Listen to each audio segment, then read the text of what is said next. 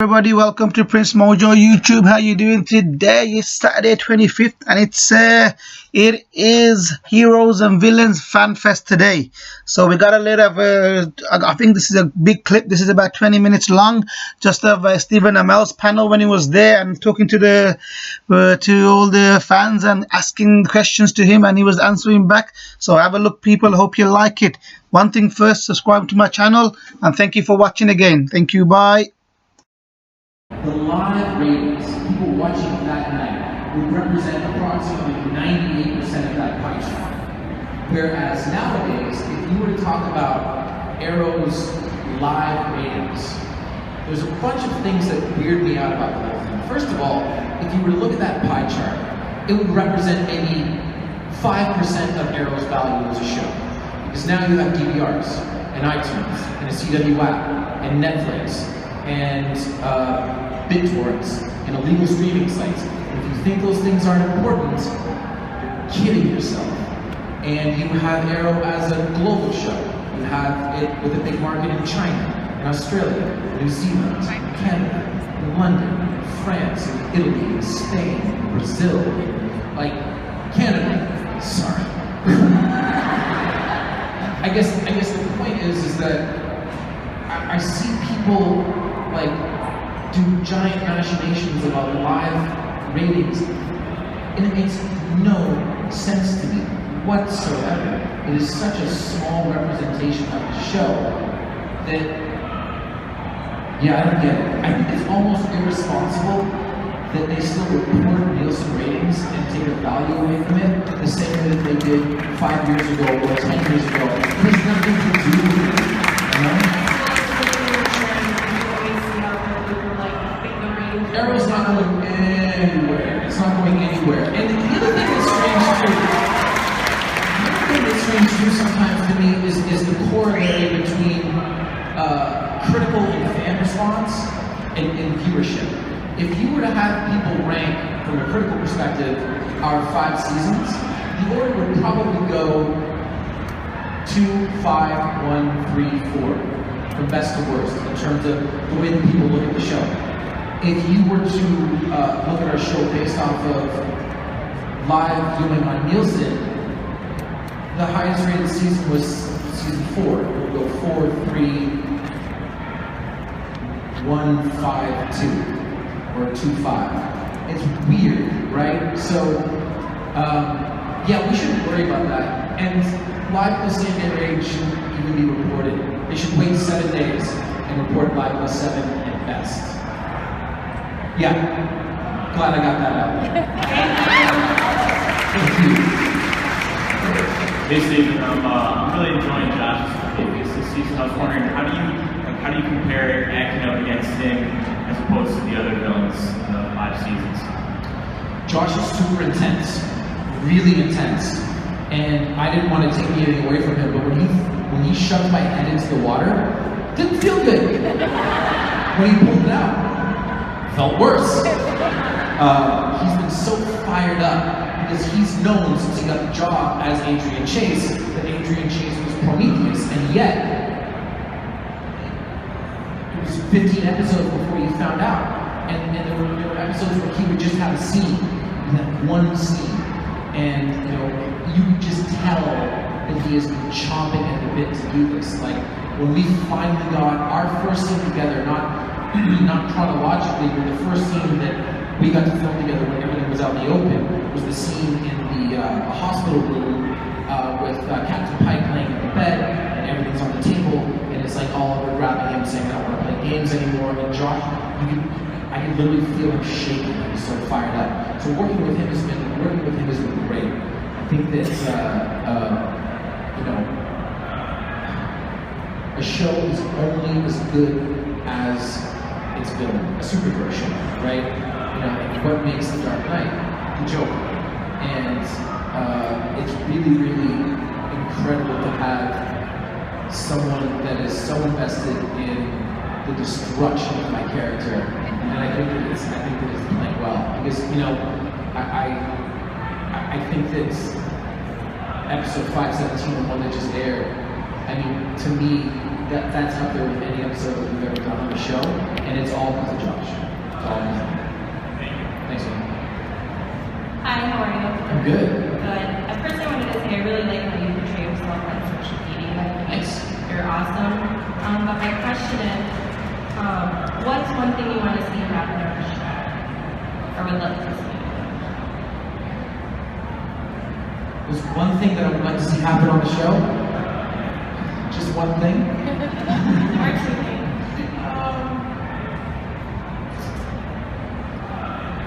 I think it would be amazing if one day Oliver was just outed as the Green Arrow. I think that would be really cool. I don't know if we could sustain the show if we did it, so I don't know if it would happen. I don't know if it would happen until, you know, we knew what the end date of the show was, but I think that would be very, very cool. And also, secondarily, I would like Oliver to, one of the defining traits of the Green Arrow in the comics is that he has a pretty established political stance. And I think that although those waters are murky at the moment, I think it would be really fun if the show took a position, one way or the other.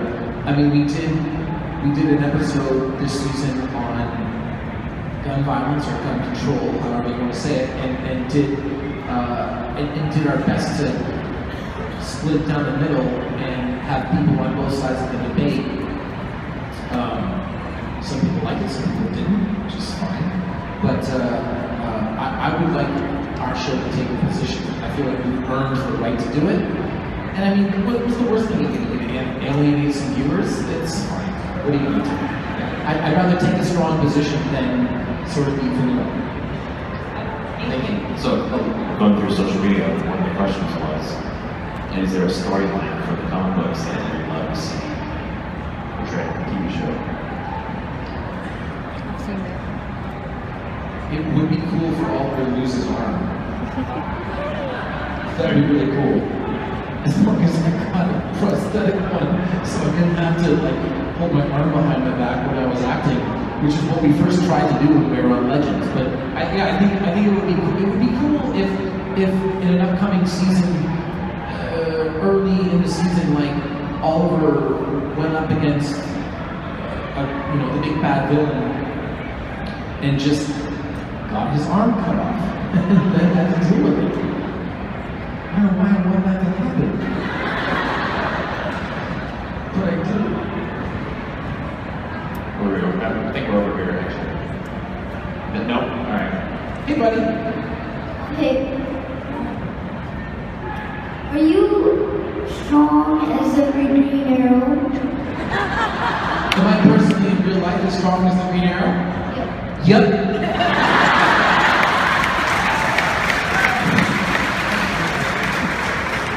I got a question for you. When you put on that suit, do you feel stronger? Yeah. Yeah. That's the secret of the superhero suit right there. You feel stronger when you put it on. And my mom wants to know if you're gonna get that. Listen.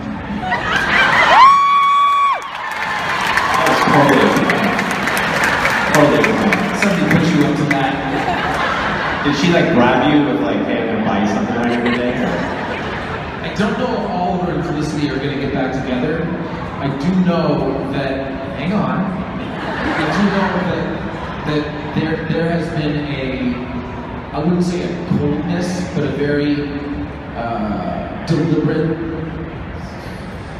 almost robotic feeling and temperature to their relationship this year. And we explain why that is in an upcoming episode. So hopefully it makes a little bit more sense. And thank your mom for answering that question.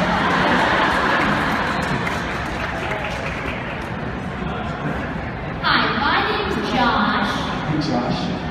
and I have taken some of those, what you said kind of personally, some stuff that you said. What do you mean? You talked about Josh on the show and kind of taking some of that stuff personally. Because your name is Josh? Yeah.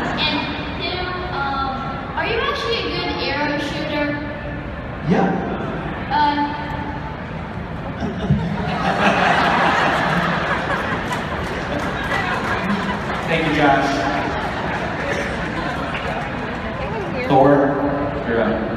What's your favorite restaurant? What's my favorite restaurant? That's a tremendous question. There is a restaurant in Los Angeles called Pache, and it's on Laurel Canyon, which is a very famous street. And if you didn't know what was there, you would drive right past it. And it's kind of close to where I live, so it's whenever I get a chance to be back in LA, like I was this past weekend, and I want to spend some family time, we like coming down the hill and going to that restaurant and make really good pizza. It's a good question. I could throw it. Hi, I'm Grace, and I was just wondering, is it hard to fit into your suit? What do you mean? There's so much leather and like complicated stuff that like is it hard? Like how long does it take you? It takes like 10 people to squeeze it. Yeah. So I have to. It's actually pretty easy. The season 1 suit is easier than the season 5 suit because it's a little bit more tactical. Season 1 suit will always be my favorite for comfort. I think the season 5 suit looks cooler. We explain why there are sleeves between season 4 and season 5 coming up. Spoiler alerts because I wanted them. But I have to put the season 1 suit back on this year. And so Maya, who is our costume designer on Arrow, and the superhero suit czar, she's made almost all of them. Said we need to do a fitting. I said, for what? She said, we need to do a fitting for the season 1 suit, we need to make you one. And I said, why? She said, well, haven't your sizes changed? No, they haven't. And she's like, well, we have to do a fitting anyway. And I'm like, you guys made a new suit, didn't you? She goes, yes. I said, great. I'll be there for the fitting. Let me try on the suit that I wore in season 1. And if it fits, I get to keep the new one. Thank you. It fit. So, it's actually a question that a lot of people ask. Is there something like a prop or a costume or something that you kept personally, or do you take things? I kept the bow from the pilot. I just kept it. Didn't ask anyone. It'd be like if I walked off stage and I just took that monitor with me. Just in plain sight. What are you gonna do, James? You're bigger than where I want. I have the bow from the pilot. Is there anything else that you like gag around on? I guess you can say that. I do. Hi, Steven. Hi. My name's Derek Gray. I'm a big fan of the show, and unfortunately, so is my personal trainer. Okay. We talk about the show all the time. Your physique is the benchmark. So once in a while, they'll say, you're a good job, but you'll never be Steven Amell.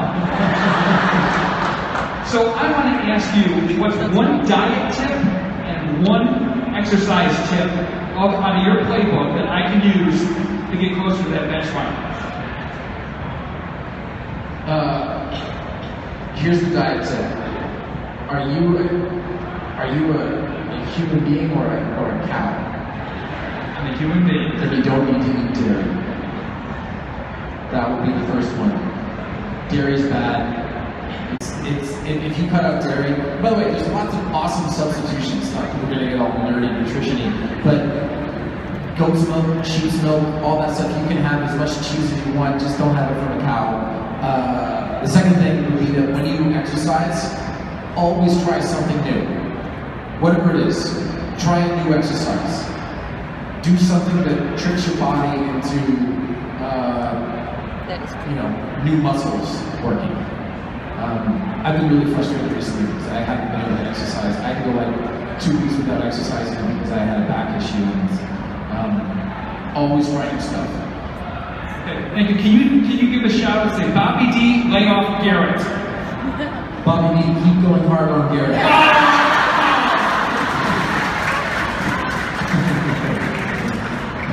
Hello, Stephen. Hi. My family and I flew 8,000 miles to see you. Yes, so we met thank earlier. you for making it worth it so far. I hope you've had a lovely trip so far. My question is,